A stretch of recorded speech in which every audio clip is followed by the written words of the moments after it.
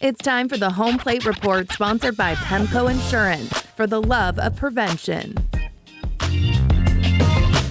Today, the Mariners start another road trip, this time in Florida, after coming off a very fun and successful homestand. Michaela Gormley, aka your stadium bestie, is back for this week's Home Plate Report. Hello, my friend. Hey, it's so good to be back. So good to have you back. We have the complete list out now for the All-Star reserves and pitchers. Yeah. So who will be representing the Mariners? Well, it's a pretty short, complete list for the Mariners. It's just Randy Arozarena, and he's a reserve. So we've just got the one. Wow. We're proud of him for making it, but yeah, it's a short list this year. I heard it's his third time too as an All-Star when he was celebrating. I think I saw that on Instagram. I'm surprised no pitchers. I am too, actually. I would have expected at least Logan Gilbert to make it. You know, our rotation is so good. I would have expected at least one, maybe two, but I'm not sure exactly why they didn't get selected. But yeah, that would be the little bit of a snub that I would say. Is there anyone else too, or were you mainly thinking pitchers getting snubbed this year? Julio, I guess I'm also always a little surprised. I know, and he's been selected before. It's been kind of a slow start for our guys, so I wasn't totally surprised. I think they're all All-Stars in my book, but the pitchers were really the surprise for me. Yeah.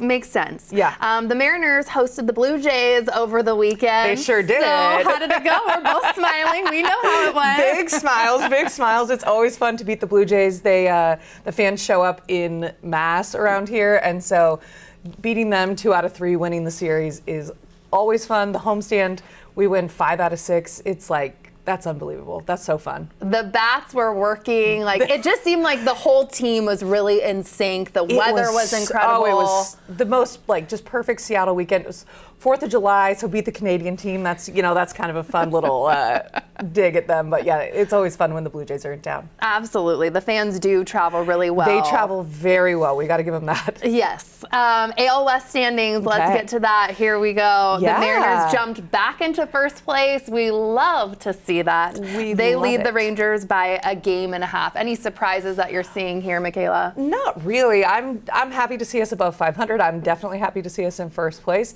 The AL West hasn't been the strongest, and we're kind of using that to our advantage this year. So I love it. We'll take it. And let's look at the team leaders, too. No real changes to team leaders this week. But who do you think is ready to break through and land on this leaderboard, would you say? I really want to see Cal Raleigh come back and end up back on this list. Josh Naylor's kind of ready for it. Yes. We've got some guys that have all the potential, are our solid guys, and they just maybe the All-Star break will be good for them. Absolutely. Yeah. Seeing Randy, though, at the top of that. I love Randy. Randy is a vibe and just so well-deserved. He was wearing his little, 4th of July bucket hat, too, when Dan Wilson announced in the... Yes, on top of the hood of his sweatshirt. It's just so funny. He's a vibe. Let's look at what's on deck for the Mariners, too. They start a 3-game series against the Miami Marlins today, and then they head to Tampa Bay before breaking for All-Star Week, like we just discussed. Yeah. What do we need to know about the Marlins? The Marlins they're pretty hot right now.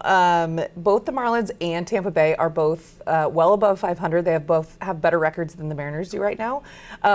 So it'll be interesting. I think it's going to be a good trip. It'll be a challenge to see. It's always hard when they have to go all the way across the country, but having 2 back-to-back, at least they don't have to travel back and forth in between.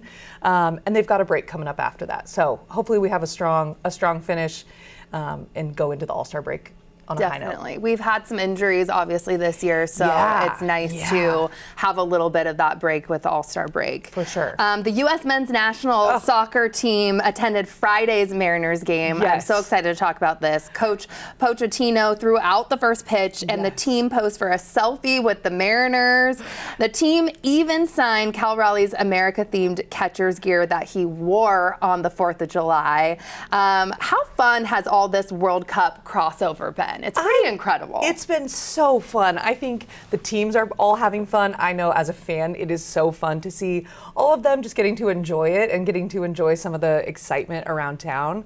Having the whole national team at the Mariners game, of course, was, as we say, a vibe. I was just going to say that, Michaela. It was so fun. And I saw some of the players were at the World Cup game as well. So it's fun. They get to kind of support each other, and it's just so fun. Absolutely. Yeah. Are you sad that it's over? Because being here in Soto at King 5 and being able to walk out the front door and just be immersed in all the excitement and the energy, I'm sad. I'm a little sad.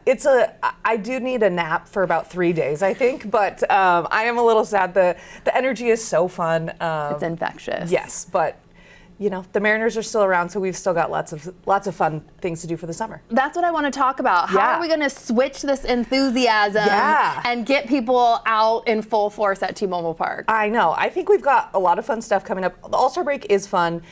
There's still some stuff going on at T-Mobile Park during the break, and then the 50 seasons celebrations coming up after that are going to be so fun. They've got all the legends of Mariners history that are going to be here. It's going to be so fun. I think a lot of celebrations. It's going to be electric for sure, so make sure to get your tickets. Michaela, as always, thank you so much for being here. Thanks so much for having me. Definitely.